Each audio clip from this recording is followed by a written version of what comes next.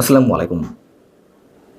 মালয়েশিয়ার সাবেক প্রধানমন্ত্রী মাহাথির মোহাম্মদ সম্পর্কে নিশ্চয়ই নতুন করে কিছু বলার নেই। শুধু বাংলাদেশ নয়, সারা বিশ্বের মানুষই মোটামুটি তাকে এক নামেই চেনেন। সেই মাহাথির মোহাম্মদের একটি দীর্ঘ সাক্ষাৎকার নিয়েছে যুক্তরাজ্য ভিত্তিক গণমাধ্যম আইটিভি নিউজ। বিশ্বের বিভিন্ন যে চলমান ইস্যুগুলো, তার মধ্যে বাংলাদেশ প্রসঙ্গটিও বেশ গুরুত্বের সঙ্গে উঠে এসেছে। বাংলাদেশ সম্পর্কে তিনি দীর্ঘক্ষণ কথা বলেছেন নানান প্রশ্নের উত্তরে। বিশেষ করে গত এক বছরে বাংলাদেশের যে রাজনৈতিকভাবে নাটকীয় পরিবর্তন চলছে সে বিষয়ে তিনি কথা বলেছেন। রোহিঙ্গা ইস্যুতে এবং আসিয়ানের সদস্য হওয়ার জন্য বাংলাদেশ যে চেষ্টা করছে সে বিষয়ে তিনি কথা বলেছেন। তবে রাজনৈতিক বিষয়ে কথা বলতে গিয়ে তিনি যে বক্তব্য দিয়েছেন, যে উত্তর দিয়েছেন, তার মধ্যে মোটামুটি দুটি বিষয় গুরুত্বের সঙ্গে আমাদের সামনে উপস্থিত হতে পারে। একটি হচ্ছে আমাদের প্রধান উপদেষ্টা ডক্টর মোহাম্মদ ইউনূস সম্পর্কে তিনি যে মন্তব্য করেছেন, তার মধ্য দিয়ে তার ডক্টর মোহাম্মদ ইউনূসের যোগ্যতা কিংবা সীমাবদ্ধতার বিষয়েও মোটামুটি তার ধারণা স্পষ্ট হতে পারে। আরেকটি হচ্ছে সাবেক প্রধানমন্ত্রী শেখ হাসিনা বা আওয়ামী লীগ সম্পর্কে প্রশ্ন করার ক্ষেত্রে তিনি বেশ দার্শনিক স্টাইলে উত্তর দিয়েছেন। কেন সরাসরি মন্তব্য করলেন না, সেই বিষয়ে আমরা নিজেদের মধ্যে উত্তর পেতে পারি যদি তার বক্তব্যটি হুবহু তার আপনাদের সামনে উপস্থাপন করা যায়। ডক্টর মোহাম্মদ ইউনূস সম্পর্কে মন্তব্য করতে গিয়ে তিনি বলছেন তিনি নিঃসন্দেহে একজন ভালো মানুষ, বড় মাপের মানুষ। তিনি নোবেল পুরস্কার পাওয়ার যোগ্য, তার কারণ তিনি দীর্ঘদিন দরিদ্র মানুষের জন্য কাজ করেছেন। এটি তার দেখার জায়গা থেকে তিনি বলেছেন। কিন্তু তিনি বলছেন ডক্টর মোহাম্মদ ইউনূস কিন্তু পলিটিশিয়ান নন, এ বিষয়ে তার কোনো চর্চাও নেই। এবং এই কথা বলার পরপরই তিনি বলছেন বাংলাদেশ এই মুহূর্তে ক্রান্তিকাল অতিক্রম করছে। মালয়েশিয়া বসে একজন সাবেক প্রধানমন্ত্রী, একজন বর্ষিয়ান রাজনীতিবিদ যখন এই মন্তব্য করেন, তখন এদের সম্পর্কে তার জানাশোনা বা খোঁজখবর রাখার বিষয়টি নিয়ে আর কোনো প্রশ্ন থাকতে পারে না। তিনি উদ্বেগ প্রকাশ করেছেন বাংলাদেশের চলমান পরিস্থিতি নিয়ে এবং তিনি বলছেন হাসিনাকে উৎখাত করার ব্যাপারে জনগণ ঐক্যবদ্ধ ছিল, কিন্তু তারা কী ধরনের সরকার গঠন করতে চলেছে তা নিয়ে তারা ঐক্যবদ্ধ নয়। আমরা সাম্প্রতিক সময়ে যা কিছু নিয়ে আলোচনা করছি তার এই ছোট্ট মন্তব্যের মধ্য দিয়ে একেবারে পরিষ্কার। ডক্টর মোহাম্মদ ইউনূস দাবি করছেন বিভিন্ন আন্তর্জাতিক গণমাধ্যমে সাক্ষাৎকার দেওয়ার সময় তিনি বলছেন যে তিনি বাংলাদেশের মানুষকে ইউনাইটেড করার চেষ্টা করছেন, কিন্তু বাংলাদেশের মানুষ যে কত ভয়ঙ্করভাবে বিভক্তির মধ্যে চলে গেছে সেটা তো আমরা বুঝতে পারছি।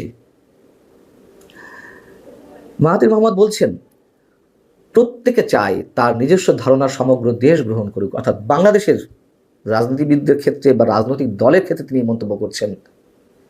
এবং এটি একটি প্রধানতম সমস্যা, গুরুতর সমস্যা।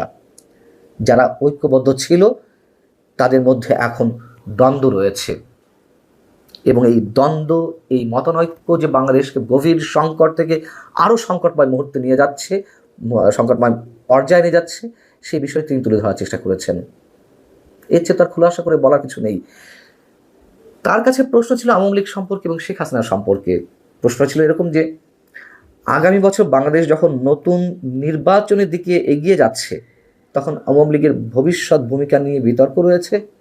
এক দশকেরও বেশি সময় ধরে বাংলাদেশের রাজনীতিতে আধিপত্য বিস্তারকারী দলটিকে কি নির্বাচনে অংশগ্রহণের অনুমতি দেওয়া উচিত? এই প্রশ্নের সরাসরি কোনো উত্তর তিনি দেননি। হতে পারে একজন বর্ষিয়ান রাজনীতিবিদ আর এক দেশ সম্পর্কে কূটনৈতিক সুলভভাবে তিনি উত্তরটি দিয়েছেন, তিনি অশোভনীয় কোনো মন্তব্য করতে চাননি, অথবা তিনি বর্তমান সরকারের বিরুদ্ধে স্ট্রেট কিছু বলতে চাননি। কিছু একটা হবে। তো তিনি যেটি বলছেন এটাই গণতন্ত্রের সমস্যা। মানুষ সবসময় সেরাটি বেছে নেয় না, কখনো না কখনো তারা ভুল করে, ভুল লোকদের বেছে নেয়। এবং খানিকটা থেমে তিনি বলছেন কিন্তু বাংলাদেশের মানুষ যদি সাবধানে চিন্তা করে এবং তাদের পছন্দ করে, কাদের পছন্দ করে আমরা কি ধরে নেব যে তিনি আওয়ামী লীগের কথা বলছেন? ঠিক জানি না। তিনি বলছেন যে বাংলাদেশের মানুষ যদি সাবধানে চিন্তা করে এবং তাদের পছন্দ করে তাহলে আমার মনে হয় তারা একটি ভালো সরকার বেছে নিতে পারবে। কেন তিনি থেমে গেলেন? কেন তিনি স্পষ্ট জবাব দিলেন না? তিনি আসলে কি বোঝাতে চাইলেন? দর্শক, এই জায়গাটিতে সম্পর্কে বা এই জায়গাটি নিয়ে নিশ্চয়ই আমাদের প্রত্যেকে নিজেদের মতো করে ব্যাখ্যা করার সুযোগ রয়েছে। আমার মন্তব্য না করাই ভালো নিঃসন্দেহে। কিছুদিন আগে আমাদের প্রধান উপদেষ্টা জাপান গিয়েছিলেন নিক্কেই ফোরামের একটা প্রোগ্রামে অংশ নিতে। সেখানে মাহাথির মোহাম্মদের সঙ্গে দেখা হয়েছিল আমাদের প্রধান উপদেষ্টার। যিনি সাক্ষাৎকারটি নিচ্ছিলেন ITV নিউজের পক্ষ থেকে, তখন তিনি বলছেন যে বাংলাদেশ সম্পর্কে তো আপনি অনেক কিছু জানেন, তো ডক্টর মোহাম্মদ ইউনূসের সঙ্গে যখন দেখা হলো তখন কি আপনি কোনো পরামর্শ দিয়েছেন? তিনি উত্তরে বলছেন যে আমি তার কথা শুনেছি, অর্থাৎ নিশ্চয়ই ডক্টর মোহাম্মদ ইউনূস অনেক কথা বলছিলেন তাকে নিজ জায়গা থেকে, এবং তার সমস্যা রয়েছে এটিও তিনি জানেন, কিন্তু আমি তাকে কোনো ধরনের পরামর্শ দিতে যাইনি বা আমার পরামর্শ দেওয়াটা ঠিকও নয়, এবং আমি নিজেকে তেমনটা মনে করি না যে বাংলাদেশের শাসন ব্যবস্থা কোন দিকে নিয়ে যাওয়া উচিত। এই মন্তব্য করা তার জন্য খুবই যুক্তিসঙ্গত, এবং তিনি বলছেন যে আমি এর যোগ্য নয়। একজন উদার মানুষ নিশ্চয়ই এ ধরনের মন্তব্যই করেন। বিষয় হচ্ছে যে ডক্টর মোহাম্মদ ইউনূসের কাছ থেকে মাহাথির মোহাম্মদ সব কিছু শুনেছেন, কিন্তু নিজে থেকে জিজ্ঞাসা করেননি। তিনি তো বলতেন যে আমি প্রশ্ন করেছিলাম, প্রশ্নের উত্তর তিনি এই বলেছেন, এবং ডক্টর মোহাম্মদ ইউনূস যেখানেই যান সেখানেই তো তিনি নিজের মতো করে বলছেন বাংলাদেশের সমস্যা সম্পর্কে, কীভাবে আন্দোলন গড়ে উঠেছিল শেখ হাসিনার বিরুদ্ধে, কীভাবে তার পতন ঘটেছে, কীভাবে তিনি পালিয়েছেন, কীভাবে এখনকার সময়গুলো চলছে, কীভাবে সংস্কার কার্যক্রম চলছে। এবং গত কয়েকদিন আগে যখন তিনি ব্রিটেনে গেলেন, ইংল্যান্ডে গেলেন, সেখানে তিনি রাজা চার্লসের সঙ্গে দেখা করেছেন। রাজা চার্লসের কাছেও তিনি বাংলাদেশের সংস্কার ইস্যুতে কথা বলেছেন। এটি প্রধান উপদেষ্টা প্রেস উইং থেকে জানানো হয়েছে। আমরা তো এটুকু জানি, ব্রিটেনের রাজা ঐতিহ্যগতভাবে তার যে সম্মান রয়েছে সে দেশে সারা বিশ্বের মানুষ সম্মান করে, কিন্তু অন্য কোনো দেশের রাজনীতি নিয়ে কখনো নাক গলান না, কোনো মন্তব্য করেন না।